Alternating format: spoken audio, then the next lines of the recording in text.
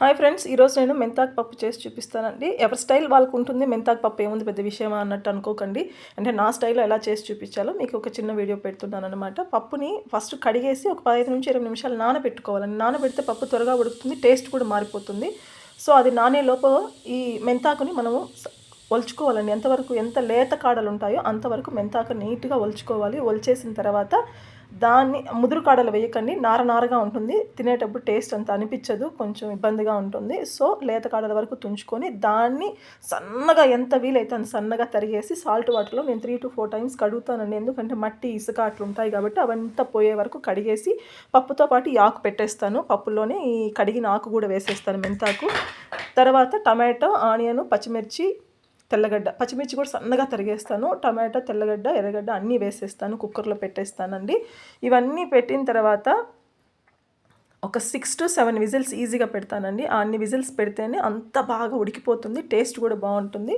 So ఇవన్నీ పెట్టిన తర్వాత ఒక చిన్న చింతపండు, ఒక ఏమంటారు నిమ్మపండు అంతా చింతపండు వేసేసుకోండి, టేస్ట్ బాగుంటుంది. పులుపు కారము అడ్జస్ట్ అయితేనే పప్పు బాగుంటుంది, లేకపోతే అంత టేస్ట్ టమాటాతోనే పులుపు సరిపోదన్నమాట. దాంతోపాటు కొంచెం పసుపు, కొంచెం ధనియాల పొడి కూడా వేస్తున్నాను. ఒక 1 స్పూన్ 1.5 స్పూన్ ఆయిల్ కూడా వేసేసి కుక్కర్ లిడ్ పెట్టేద్దామండి.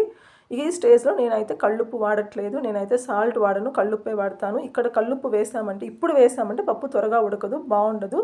వన్స్ ఉడికిపోయి క్యాప్ తీసేసిన తర్వాత కళ్ళుప్పు వేసేసి అందులో ఉన్న వాటర్ అంతా పక్కకు వంపేస్తానండి.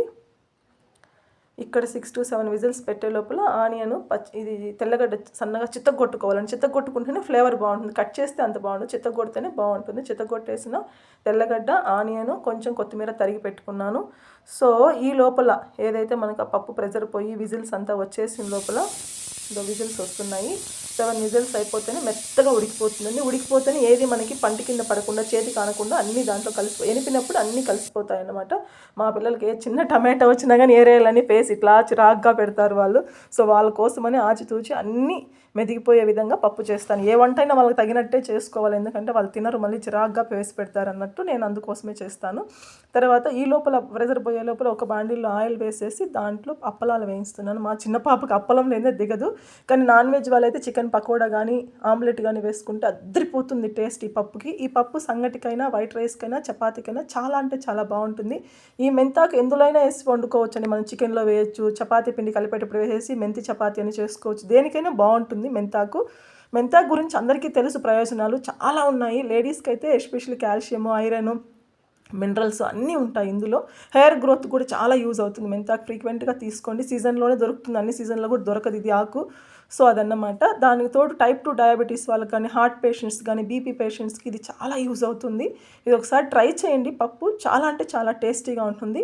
ఎనిపేసి అందులో వంపేసిన వాటర్ ఉంది కదా, ఆ వాటర్ కూడా మళ్ళీ పప్పులోనే వేయాలండి. ఆ వాటర్ పడేయద్దండి, టేస్ట్ పోతుంది.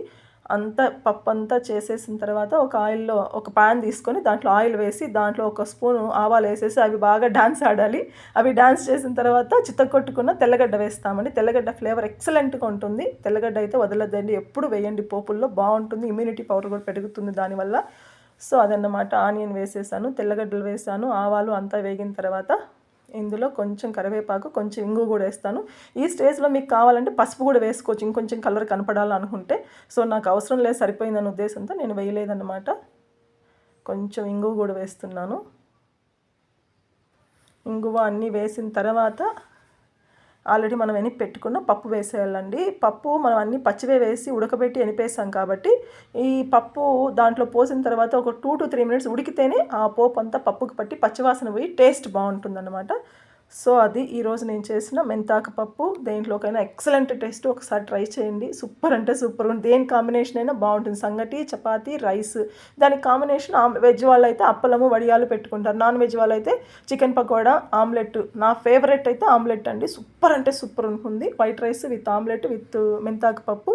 Thank you friends, thank you so much. ఎవరైనా ఫస్ట్ టైం నా ఛానల్ చూస్తూ ఉంటే సబ్స్క్రైబ్ చేసుకోండి. కొంచెం నెయ్యి కూడా వేస్తే పప్పుకు కాంబినేషన్ అదిరిపోతుంది. కొంచెం ఇది మెంతిపప్పులో నేను ఇది కొత్తిమీర కూడా తరిగేసి వేసాను.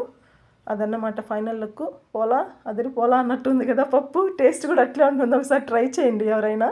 అంటే అందరికీ వచ్చు, కానీ నా స్టైల్లో నేను అలా చేసి చూపిస్తున్నాను. మా పిల్లల కోసం బాగా మెత్తగా మెదిగిన పప్పు అదొక్కటి చూపించాను. Thank you, bye.